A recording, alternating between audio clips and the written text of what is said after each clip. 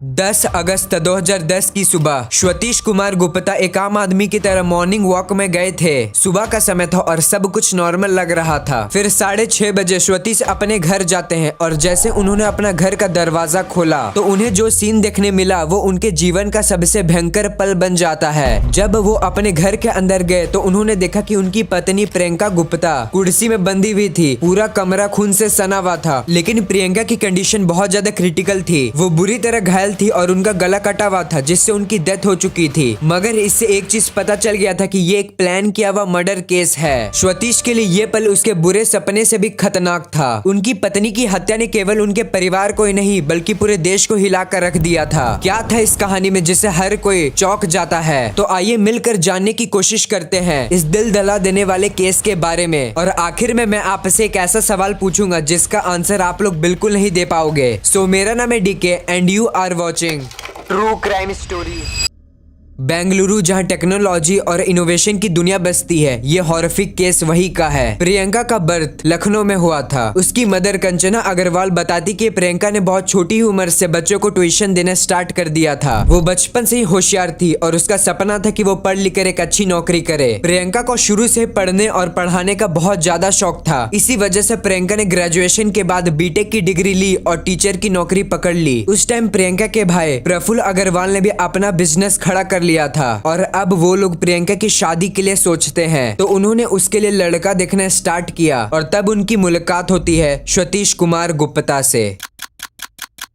स्वतीश भी लखनऊ का ही रहने वाला था और वो बेंगलुरु के एक कंपनी इन्फोसिस में एचआर मैनेजर था। स्वतीश और प्रियंका को एक दूसरे से मिलाया जाता है और दोनों ही एक दूसरे को पसंद कर लेते हैं। 2007 में उनकी धूमधाम से शादी हो जाती है। प्रफुल्ल ने स्वतीश के परिवार को दहेज में 5 लाख रुपए और 150 ग्राम सोना दहेज में दिया था। मोटा मोटी देखा जाए तो प्रियंका के परिवार ने 15 लाख रुपए खर्च कर दिए थे। प्रियंका अब स्वतीश के ही परिवार के साथ रहने लगी और वो बेंगलुरु शिफ्ट हो जाती है। साथ ही उसने अपने जॉब से भी रिजाइन कर दिया था। बेंगलुरु आने के बाद प्रियंका ने अपना रिज्यूम कई सारे स्कूलों में भेजा। देखा जाए तो प्रियंका का जॉब एक्सपीरियंस बहुत ज्यादा अच्छा था और उसे एक जाने माने स्कूल डीपीएस में एज अ टीचर जॉब मिल जाती है। फिर 2 साल बाद यानी 2010 में स्वतीश और प्रियंका ने दोनों मिलकर एक बहुत बड़ा अपार्टमेंट रेंट पर लिया था और वो दोनों उसी अपार्टमेंट में शिफ्ट हो जाते हैं। और इसी बीच में प्रियंका को अपनी एक बीमारी के बारे में पता चलता है। बेसिकली प्रियंका को रूमेटॉइड आर्थराइटिस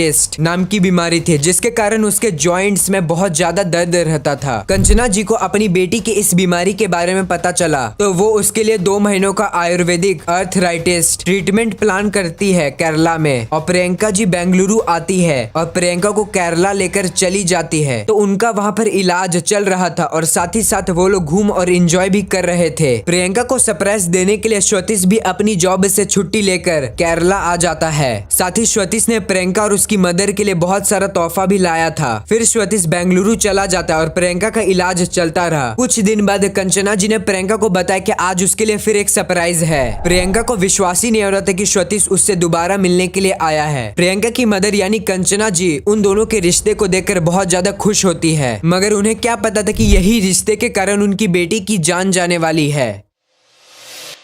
फाइनली इलाज खत्म हुआ और प्रियंका की हालत पहले से ठीक हो जाती है। कुछ ही हफ्तों बाद स्वतीश ने कंचना जी को कॉल किया और उसने कहा कि आपकी बेटी से मुझे एक शिकायत है। मैं उसे तोहफे में कार और गोल्ड सेट देना चाहता हूँ मगर वो एक्सेप्ट ही नहीं कर रही है। उसने तो कार के लिए 2 लाख रुपए घर में कैश रखे भी हैं। कंचना जी ने स्वतीश को बताया कि उनकी बेटी बिल्कुल मटेरियलिस्टिक नहीं है। ये सब देखकर प्रफुल्ल और कंचना जी बहुत ज्यादा खुश थे, पर उन्हें क्या पता था कि कुछ हफ्तों बाद उन्हें एक ऐसा चौंकाने वाला सच पता चलेगा जिससे उनकी सारी खुशियां खत्म हो जाएगी।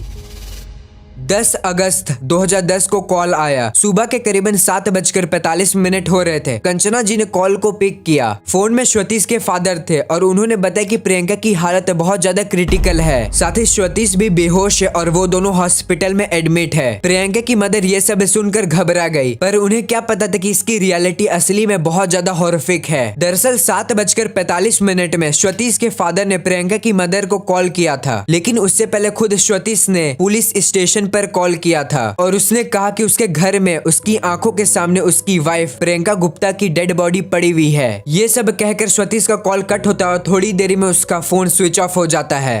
The number you are trying to call is currently not reachable. Please try again later. Police तुरंत एक्शन लेती है और उनके घर पहुंच जाती है और उन लोगों ने देखा कि प्रियंका के हाथ पैर कुर्सी में बंधे हुए हैं। प्रियंका उस कुर्सी में बैठी हुई है और उसके गले को काट दिया गया है चाकू की मदद से। गले के अलावा प्रियंका के पेट और बॉडी के कई सारे हिस्सों में चाकू से हमला किया गया था। ये सब चीज को देखकर स्वतीश पूरी तरह से टूट जाता है और उसने अपना बयान पुलिस को बताया। वो सुबह 5:30 पर उठा, 5:40 में वो जॉगिंग करने के लिए गया, 5:45 में वो RBI ग्राउंड में अपने एक दोस्त से मिला जिसका नाम था किशन। तभी उसे प्रियंका का कॉल आता है और उसने कहा कि घर में 2 लोग आए हैं जो किसी न्यूज़पेपर कंपनी से है और हमें न्यूज़पेपर बेचना चाहते हैं। स्वतीश ने प्रियंका से कहा कि तुम उन लोगों को घर में घुसने मत दो, हम तुरंत घर आ रहे हैं। लेकिन स्वतीश 6:30 में घर पहुंच जाता है और उसने घर का दरवाजा खटखटाया मगर किसी ने भी दरवाजा नहीं खोला। उस टाइम स्वतीश के पास एक्स्ट्रा की भी नहीं थी और तब उसे सडन रियलाइज होता कि वो अपनी एक्स्ट्रा की ऑफिस में रखता था और फिर वो ऑफिस से एक्स्ट्रा की लेकर आता है और जैसे उसने दरवाजा खोला तो उसके सामने था प्रियंका की डेड बॉडी, बहुत बुरी हालत में।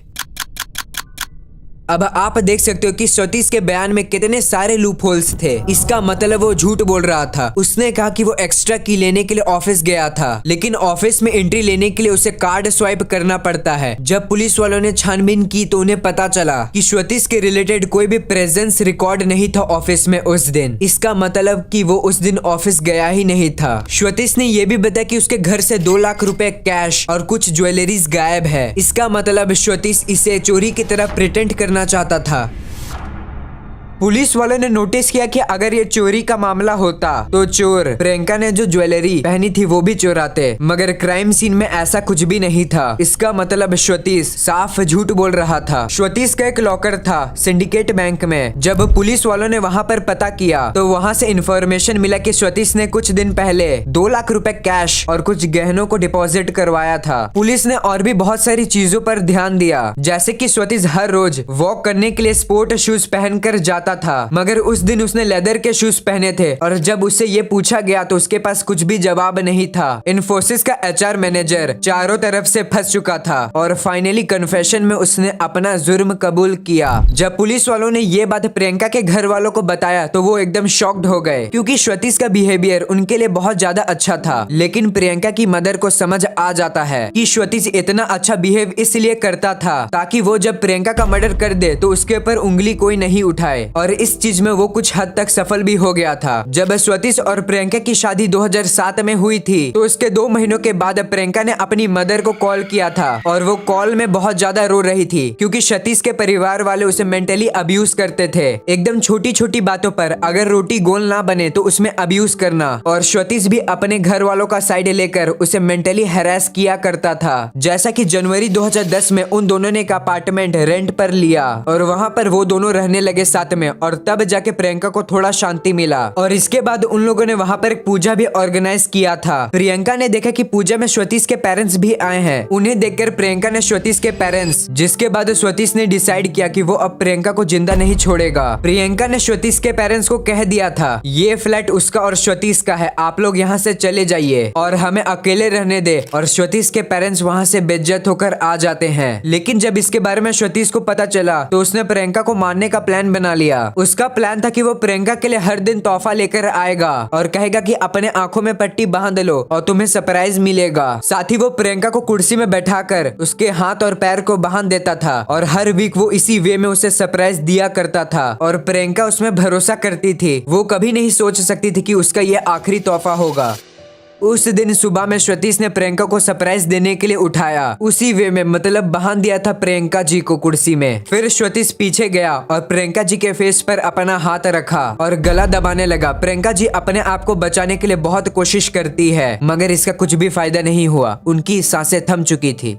उसके बाद स्वतीश ने प्रियंका जी की डेड बॉडी में चाकू से हमला किया, साथ ही साथ गला भी काट दिया। इसके बाद आपको तो आगे की कहानी पता ही है। हत्या के बाद उसने कमरे में सबूत छोड़े ताकि ऐसा लगे कि ये चोरी का मामला है और बाहर के आदमी ने प्रियंका जी की हत्या कर दी, मगर लाख कोशिश करने के बाद भी स्वतीश खुद को नहीं बचा पाया। 2017 में कोर्ट ने इस केस पर सुनवाई की। वहाँ पर भी स्वतीश अपनी कहानी को बार बार बदलता था मगर वो नहीं बच पाया। अंत में कोर्ट ने स्वतीश को दोषी पाया और उसे उम्र कैद की सजा सजा सुना दी। आखिरकार प्रियंका जी को जस्टिस मिल गया। पर ये एक ऐसा घटना था जिसे हम लोग कभी नहीं भूल सकते। और ये रहा वो सवाल कि आप अपने लाइफ पार्टनर में भरोसा कर सकते हो? अपना आंसर मुझे जरूर बताना।